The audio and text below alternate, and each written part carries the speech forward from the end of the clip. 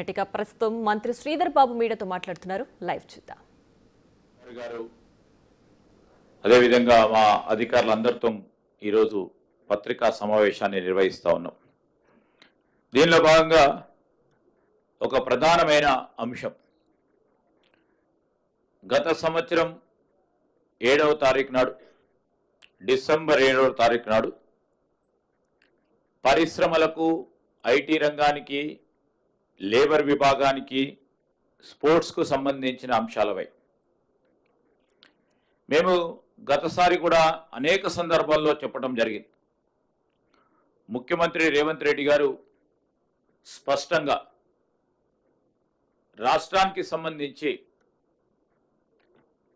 రాష్ట్ర ప్రగతిని పెద్ద ఎత్తున ముందుకు నడపాలనే ఉద్దేశంతో గత 3-4 దశాబ్దాలుగా చాలా శక్తివంతమైన ప్రగతిని సాధించే పలు విధానపరమైన నిర్ణయాలను ముందుకు సాగిస్తూ మాకు బేషిజాలు లేకుండా ఏదైనా పాలసీ పర్స్పెక్టివ్, పాలసీ విధానంకి సంబంధించిన అంశం విషయంలో రాష్ట్రానికి, రాష్ట్ర ప్రజలకి, రాష్ట్ర ప్రగతికి మెరుగైన రీతిలో ఆ పాలసీ విధానం మనందరికీ సహకరిస్తుందంటే గత ప్రభుత్వం మొదలుపెట్టిన పాలసీ విధానాన్ని, గత ప్రభుత్వం మొదలుపెట్టిన దాన్ని పక్కన పెట్టకుండా ఇంకా మెరుగైన రీతిలో ఆ పాలసీ విధానాన్ని తీర్చిదిద్దే ప్రయత్నం చేస్తామే తప్ప బేషిజాలు లేకుండా రాష్ట్ర ప్రగతి కృషి చేస్తామని వారు స్పష్టంగా చెప్పడం జరిగింది. మా కాంగ్రెస్ పార్టీ ప్రభుత్వం ఆలోచన విధానం, మా ముఖ్యమంత్రి రేవంత్ రెడ్డి గారి ఆలోచన విధానం ఈరోజు మా పరిశ్రమలు, ఐటీ, అదేవిధంగా లేబరు, స్పోర్ట్స్ విధానాలకు సంబంధించి మేము ప్రభుత్వం పరిపాలనా యంత్రాంగం మొదలుపెట్టిన తర్వాత మాపై నమ్మకం పెట్టుకొని విశ్వాసం ఉంచి ఒక ప్రక్కన ప్రజలు, ఇంకో ప్రక్కన పరిశ్రమలకు సంబంధించిన అనేక మంది పారిశ్రామికవేత్తలు ముందుకొచ్చి పెద్ద ఎత్తున రాష్ట్ర ప్రగతిలో వారు కూడా పాలు పంచుకోవడం జరిగింది. వారికి ప్రత్యేకంగా మరి పారిశ్రామికవేత్తలకి, మరి మాలో ఈ ప్రభుత్వం పరంగా మేము కూడా ఉన్నామని ముందుకు వచ్చిన అనేక మంది సూక్ష్మ, మధ్య, చిన్న పరిశ్రమలకు సంబంధించిన పారిశ్రామికవేత్తలు కానీ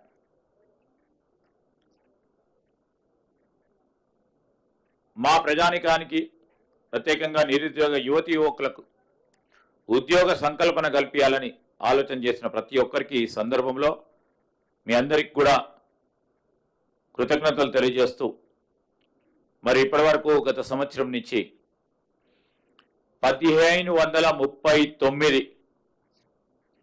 యూనిట్లకు సంబంధించి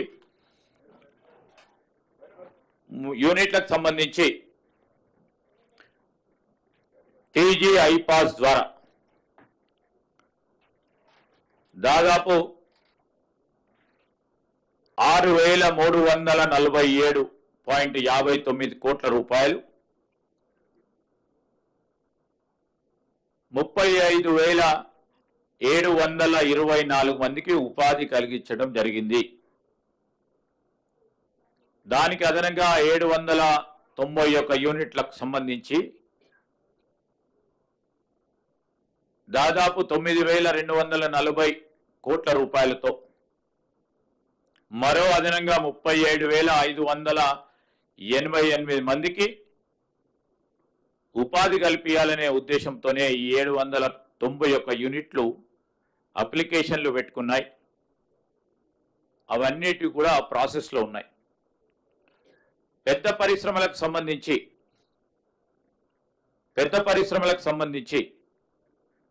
16 మెగా ప్రాజెక్ట్స్,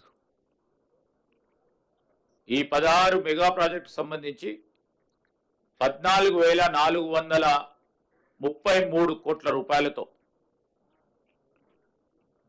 8,894 మందికి ఉపాధి కల్పించాలని ఆలోచనతోనే ఈ సంవత్సరం cabinet sub committee deputy chief minister గారు ఈ క్యాబినెట్ కమిటీకి చైర్మన్గా ఈ 16 మెగా ప్రాజెక్ట్స్ను కూడా అనుమతి ఇవ్వటం జరిగింది. అదేవిధంగా ఇండస్ట్రియల్ ఇన్ఫ్రాస్ట్రక్చర్కు సంబంధించి ఈ సంవత్సర కాలంలో 368 అలాట్మెంట్లు చేయటం, మరి పెట్టుబడులు 8,379 కోట్ల రూపాయలు అంచనాతో మరొక దాదాపు 30,000 మందికి ఉపాధి కల్పించే కార్యక్రమ భాగంలో ఈరోజు తెలంగాణ ఇండస్ట్రియల్ ఇన్ఫ్రాస్ట్రక్చర్ కార్పొరేషన్ వివిధ పరిశ్రమలకు సంబంధించిన పార్క్స్తో వీరికి భూములు కేటాయింపు చేయటం జరిగింది. ఈరోజు మనము చూస్తూ ఉన్నాం టీజీఐ పాస్కు సంబంధించి కూడా సరళీకృతమైన విధానాన్ని ఇంకా మెరుగైన రీతిలో తీసుకెళ్ళి జవాబుదారీతనంతో మరి మనకు పెట్టుబడిదారులకు కానీ వారి అనుమతులకు కానీ ఈజీగా పారదర్శకంగా మరి ముందుకు తీసుకెళ్లే కార్యాచరణ తీసుకోవటం జరుగుతుందని మీ ద్వారా ప్రజలకు తెలియజేస్తా ఉన్నాం. అదేవిధంగా ఇదే పరిశ్రమలకు సంబంధించి లైఫ్ సైన్సెస్ అంటే ఫార్మాకు సంబంధించి పెద్ద ఎత్తున పెట్టుబడులను తీసుకొచ్చే ప్రయత్నం, ఆ ప్రయత్న భాగంలోనే మరి ఇప్పటి వరకు దాదాపు మొత్తం ఇక్కడున్న 141 ప్రాజెక్టులకు సంబంధించి 36,000 కోట్ల రూపాయల పెట్టుబడులకు సంబంధించి 51,000 మంది ప్రత్యక్షంగా జాబ్స్ క్రియేట్ చేయాలని, మరొక 1,50,000 మందికి పరోక్షంగా ఉపాధి కల్పించాలని 140 ప్రాజెక్ట్స్ సంబంధించి పైప్ లైన్లో పెట్టడం జరిగింది. అనేక సందర్భాల్లో చెప్తూ చూస్తా ప్రత్యక్షంగా కూడా చాలా మంది కూడా తెలుసు. ఈరోజు కేవలం పరిశ్రమలు, మ్యానుఫ్యాక్చరింగ్ యూనిట్స్తో పాటు రీసెర్చ్ అండ్ డెవలప్మెంట్ వ్యవస్థలు, అదేవిధంగా గ్లోబల్ కేపబిలిటీ సెంటర్స్ అంటే ఫార్మా రంగానికి సంబంధించి గ్లోబల్ కేపబిలిటీ సెంటర్స్ను కూడా పెద్ద ఎత్తున ఇక్కడికి తీసుకురావటం, గత సంవత్సర కాలంలో అనేక పెద్ద పరిశ్రమలు కూడా మన రాష్ట్రానికి హైదరాబాద్కి రావటం అనేది గొప్ప గర్వకారణం మనకు. దాంట్లోనే ఈ సప్లై చైన్, ఈ వాల్యూ చైన్ సిస్టంలో పెద్ద ఎత్తున మార్పు తీసుకొచ్చే కార్యాచరణ మొదలుపెట్టాం.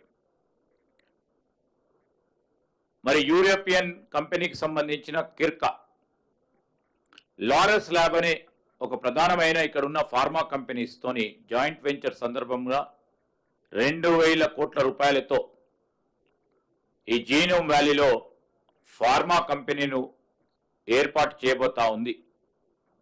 అదేవిధంగా లారస్ కంపెనీకి సంబంధించి 250 కోట్ల రూపాయలతో మొన్ననే కొత్తగా R&Dని మరి ప్రభుత్వ పరంగా మేము అక్కడికి పోయి మొదలు పెట్టడం జరిగింది.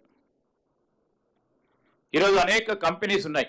జపనీస్ కంపెనీకి సంబంధించిన టకేడా అనే ఒక ప్రధానమైన ఫార్మా కంపెనీ బయాలజికల్ వార్తోని 5 కోట్ల డెంగ్యూ వ్యాక్సిన్ సంబంధించిన వ్యాక్సిన్ తయారు చేయడానికి జీనోమ్ వ్యాలీలో వారు ఒప్పందాలు చేసుకోవటం. ఈరోజు మనము ఈ డెంగ్యూ వ్యాధికి సంబంధించిన ఈ వ్యాక్సిన్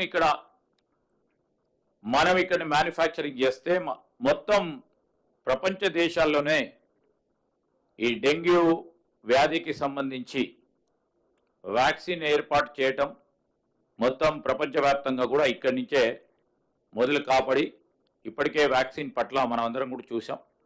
ఒక వ్యాక్సిన్ క్యాపిటల్గా మనము పెద్ద ఎత్తున ఎదుగుతున్న సందర్భంలో మరి ఈ టకేడా సంస్థ బయాలజికల్ ఈవెంట్స్ వాటితోని చేసిన ఒప్పందం వల్ల వ్యాక్సిన్ క్యాపిటల్ కూడా కావటం జరుగుతుంది. అదేవిధంగా మేము గత సంవత్సర కాలంలో ఆర్ఎక్స్ ప్రొపెలెంట్ అండ్ టెర్మినస్ గ్రూప్ ద్వారా 2,000 కోట్ల ఇన్వెస్ట్మెంట్ జీనోమ్ వ్యాలీలో తీసుకురావటం, అతి కొద్ది రోజుల్లో దాన్ని మరి R&D ఫెసిలిటీస్ క్రియేట్ చేయాలని, ఒక 10,000 కొత్త ఉపాధి కల్పించాలని ఒక ఆలోచనతో.